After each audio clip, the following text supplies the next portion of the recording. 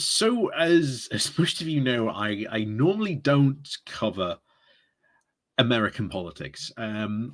Occasionally, we'll dip our toes into things and have a look at what's going on over there and just the general what's going on across the pond type situation.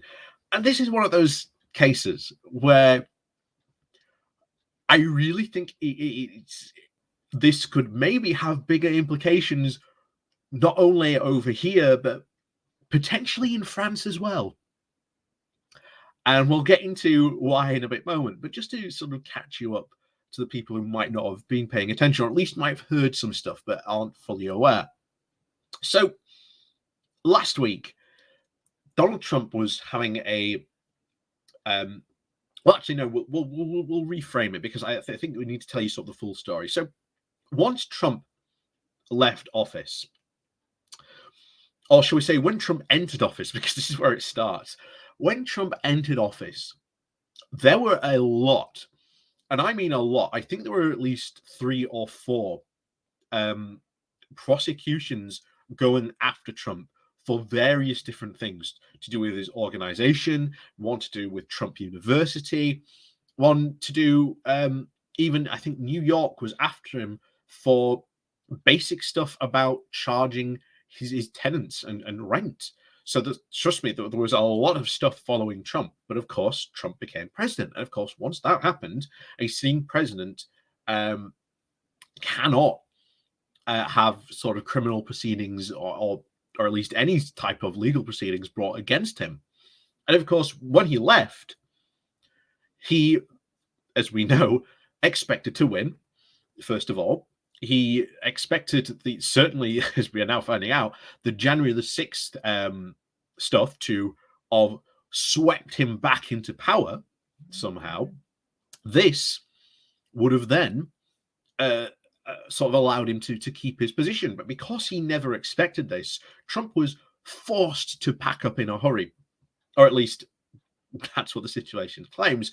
But we've found out since then that this activity that he's been engaged in has been going on since he entered the White House. So what's been going on? Well, it all starts off with a what was called with a no-notice warrant, meaning that no notice had been given that this search of his property was about to happen.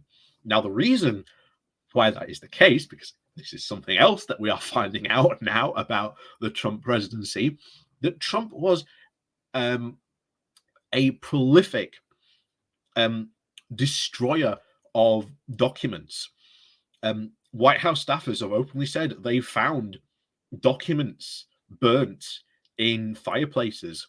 The toilet in the White House was clogged with pieces of like paper and notes that he had taken, destroyed, flushed down the toilet.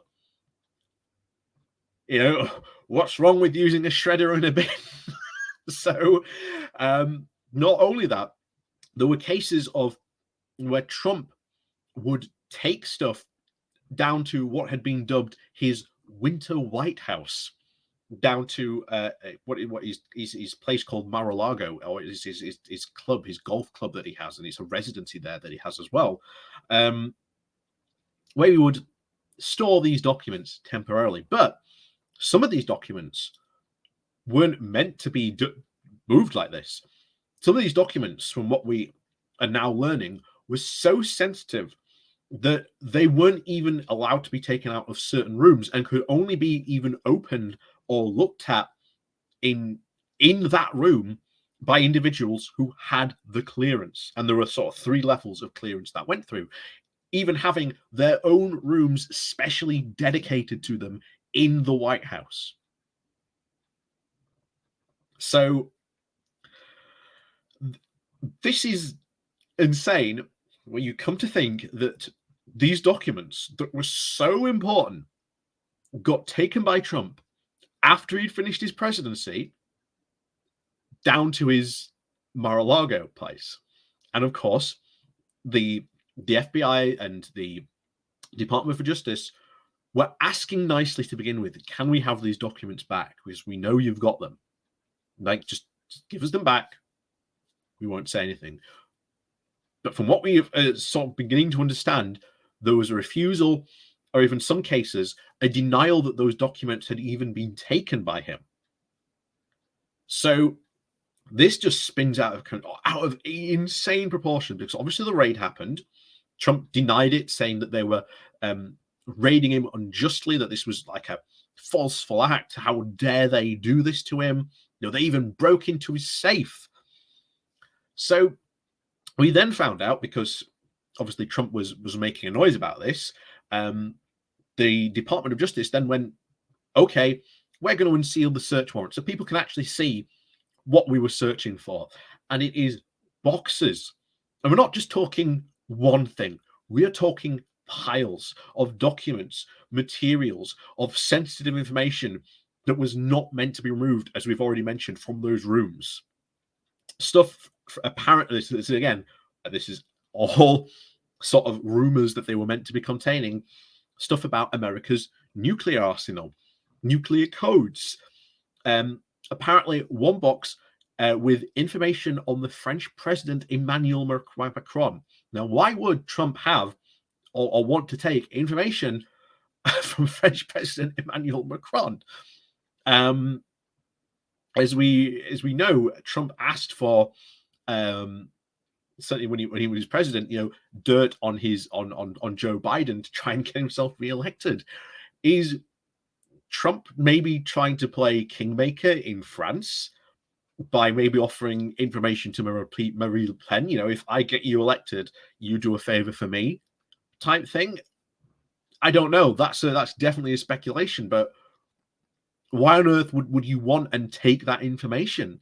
So this, to be honest, continues to spiral. And I think we're going to find out more and more stuff. And we'll obviously maybe never uncover, or maybe even know what some of those, documents contained. Obviously, national security secrets and all that. But yeah, there's the fact that he thought he could just get away with taking this stuff and potentially probably trying to use them to his own gain, because we know when Trump was in the White House, he leaked stuff. He had the Russian ambassador in his room and then shared a known security operation going on, putting, I think, Israeli security operatives in danger at that time. So we know he's a complete idiot and buffoon when it comes to this type of stuff. But to be honest, this situation is so insane, and it probably even had more updates since then, that this is just having even more twists and turns. So if we have a sort of full sort of conclusion to this, I will let you know. But it's certainly something I'm going to keep an eye on, because I can't believe the level of absolute insanity that has gone on in this case. But yeah, it's just unbelievable. But there you go. That's Donald Trump. So, as always, thank you very much to all those people who do support the channel. Please do remember to hit that like, share, and subscribe button on your way out. And of course, down below, there are links to my Patreon page, where I have a donation link called Buy Me Coffee, where you can buy me coffee.